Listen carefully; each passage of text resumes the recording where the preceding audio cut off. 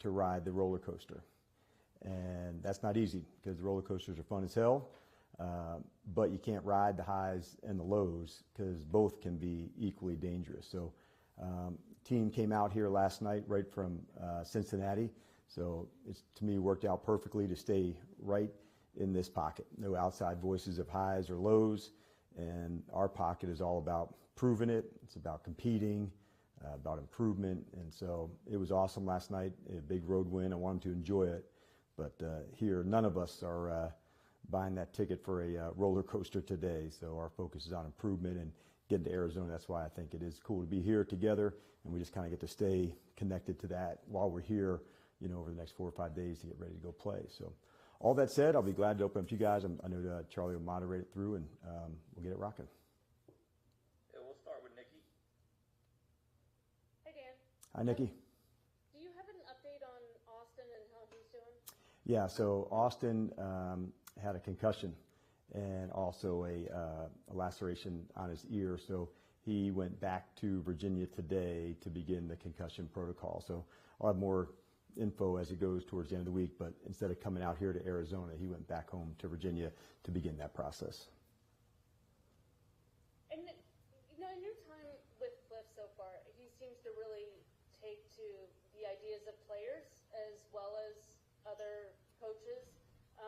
Was that something you knew about him before you hired him, and how have you kind of seen that play out? No, I definitely didn't know that prior, but I think I can only speak for myself. Like, man, I've learned like a hell of a lot from players. And I think there's also some trust that goes into that, Nikki, because if a player's generally recommending a concept or an idea, you can be damn sure that play is going to likely work because they have a thought and a reason behind it. So it's not uncommon. So I'm not surprised that you know, Cliff leans into some of the guys, you know, that's, you know, asking, you know, what about this scenario or this play? I know I certainly have done it through the years, and it's a good way to grow. Hey, Dan, I'm curious, when you look back at the tape of Jayden last night, we know the big plays. What were some of the things that stood out to you that may even be more subtle or smaller plays that to you meant a lot? Yeah, I would say there was probably like a blitz check that we didn't have on that he saw and recognized and threw the screen outside, you know, to create, you know, a different play that was more advantageous into that spot. So that would be one that sticks out to me. I thought there was a good slide, so we threw a pool party for that, and lots of other things. But, you know, he just really played John a remarkable game. And I definitely understand, like, our fan base has been waiting, you know, for the franchise QB.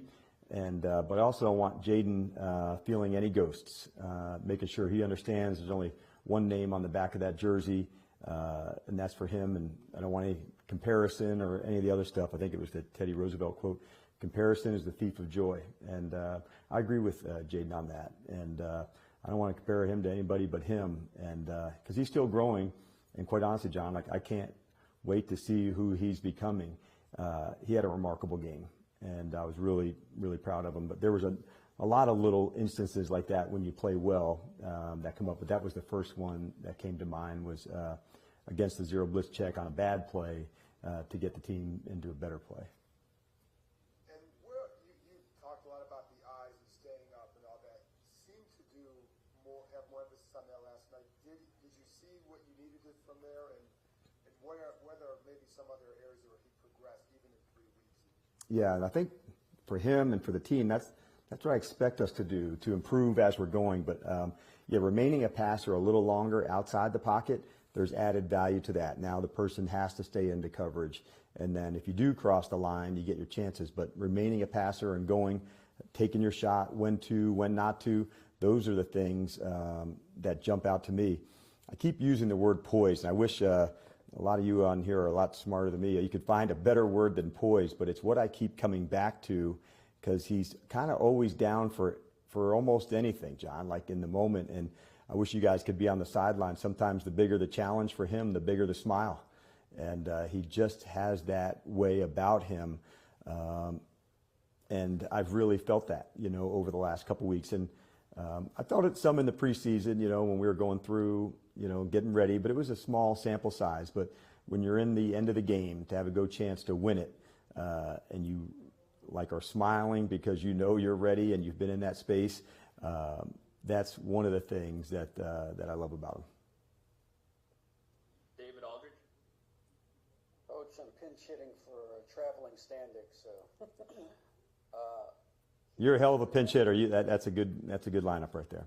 You wanted me to ask you about Brandon and how you thought he'd get against Hendrickson and what his role looks like going forward.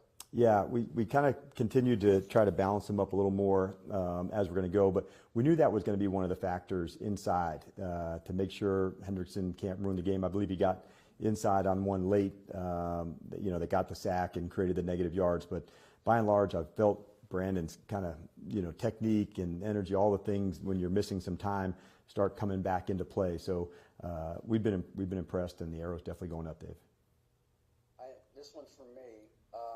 I'm sure over the course of your career, you've seen other quarterbacks make throws like the one that Jayden made. I just wonder what that does to a defense in terms of demoralization as they're coming off the field, knowing that they got what they wanted and the quarterback still beat them over the top. Yeah, those ones, that's a tough play because the quarterback has to stay in there knowing he's going to get hit. But if you throw it too early, you probably wouldn't deliver the ball in the right spot, and it's still a tough pass to put into that spot. But for those of us who've been around Ashburn, we've seen that connection happen. We've seen it to go. So although maybe over the first 2 weeks we thought that would be, something there. But that was a time where we said we wanted to go try to win the game on that play. And you don't necessarily hit that on the first quarter into that play, but when there is a chance to go for it, those are two that you'd want to select to go for it. Candy. Hey there, Coach.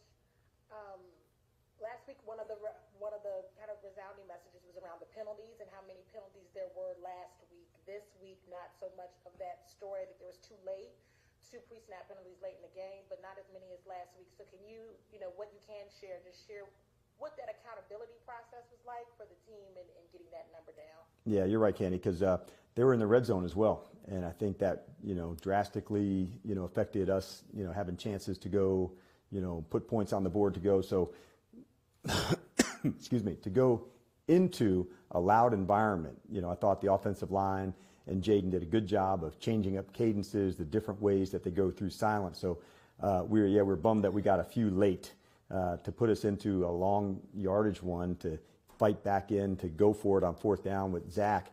But those are the ones. If we can get rid of the pre-snap, Candy, and those are the ones, or post-snap, those are the ones that we're going to dig hard for. We know at times there could be a PI or an aggressive play that takes place, but those are the ones that we were really pleased with. The guys worked hard on the silent cadence. We knew going to Cincinnati on a Monday night it was going to be an electric environment, and it was. But we did work hard on that this week, and I think it kind of goes back to the story, Candy. If you put all the work in during the week, when you get to the moment, you can really let it rip. And then to your opening statement about the roller coaster, so what are some of the things you still want to see more of from the team to get to the brand of football you all want to play? Yeah, I thought, first off, a couple of things that I liked. Offensively, I loved us taking care of the ball and not allowing Cincinnati to have extra possessions. As a whole team, you go through for the game plan what's going to be important and what will decide the game, and we really thought the football would, that we couldn't give extra possessions to Cincinnati. And so by having the mindfulness to take care of it, that was really big. I loved the energy that the special teams brought in covering kicks. I thought Austin's return to start the second half was huge, Candy, to swing some momentum, change field position. The things that we'd like to see more of are more explosive plays offensively. Defensively, we've got to be able to create some takeaways to get some more opportunities for our offense. So those are a few of the things that we'd like to see improve as we're going to go. Thank you. You're welcome. Hi, Dan. After the game, Jayden's teammates were raving about his performance. Great quote saying, he's the answer, he's different, we believe in him. What does that do for a locker room when everybody is kind of tugging on the same rope and kind of rallying behind that quarterback? Yeah, I think they feel also his support for for others, for the prosperity of others, Scott. And you might see on a field goal, who's the first one out there kind of shaking the hands of the linemen and the people coming off, it was Jayden. And so he has that way about him that he creates energy and belief in others as well by the way he plays, the standard that he goes for it.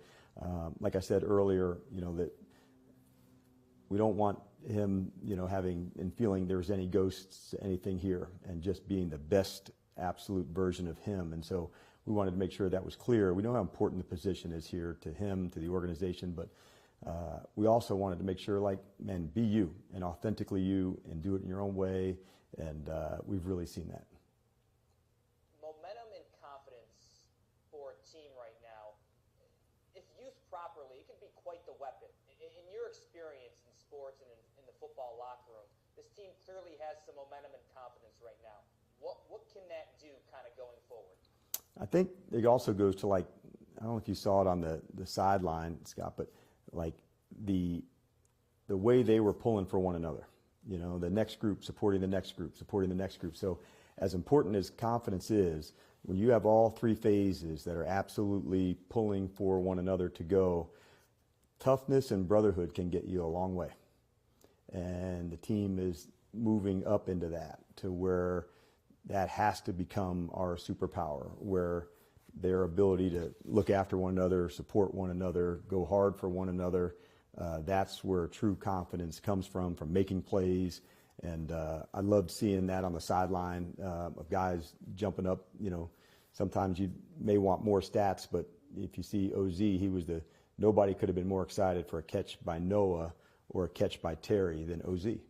And he's somebody that's very intentional about how he goes about practicing and does a lot of the dirty work. So for him to be out there on the hands team to, catch the onside kick, I thought that's a pretty good spot for a guy who's real intentional about doing the hard things and supporting one another to be into that space. And everybody, Scott, has a little role in all of this. And so the more you can do to support the guy right next to you on your left or your right, that's to me where this confidence and momentum can be built.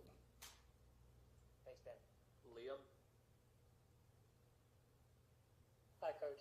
Hi, Liam. Obviously, Coach Kingsbury and Jayden Daniels have a lot of ties to Arizona early on in their careers.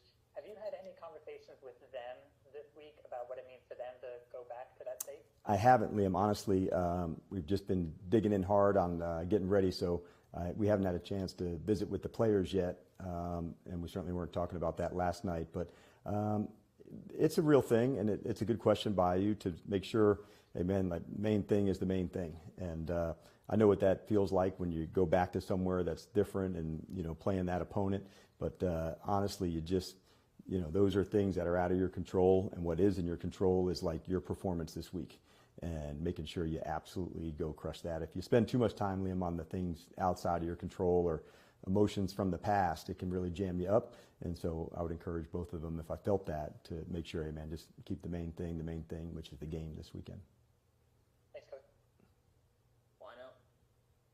To that point, Dan, obviously, Cliff Kingsbury knows Kyler Murray and knows that Cardinals offense. I'm wondering, as a coaching staff, as you have a short week, how much are you going to lean on Cliff from his experience on that, whether it's you or Joe in the defense preparing for Arizona? Yeah, that's a different topic, and you're on a good one to say, what are some of the things that really have gone well? What are some of the things that have struggled? I think that happens a lot, not just with quarterbacks, but with coaches at one spot to the next, or even a player, who was a teammate of somewhere and teammate of, somewhere else. So new system, that would be, what's different to say, you don't know what somebody's being taught or coached on a certain thing now, but you do know what they're capable of.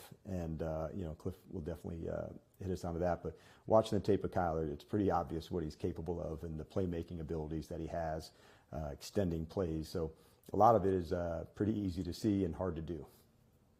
Thank you. Nikki, we'll finish with your last one. Yeah, this is for Sam since his flight was delayed. He wants to know if there's a play or a sequence that Cliff called so far that sort of captures why it was tough for you to defend and why you wanted to bring him on as OC.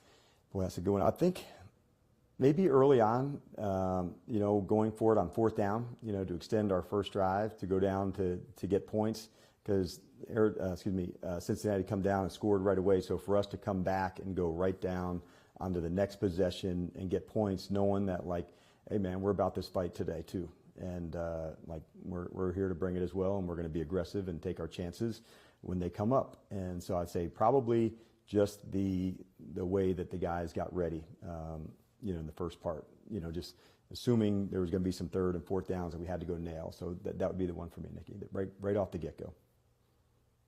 Awesome. Thanks, Coach. All right, you got it, Charlie. See you, everybody.